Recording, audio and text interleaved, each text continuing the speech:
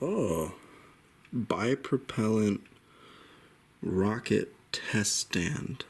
So I could try out different fuels and combustion chamber designs and alter the pressure. I should make this. Where is my mind? Where is my mind? Where is my mind? You know, oh, well, there you go. Looks about right. Looks about right.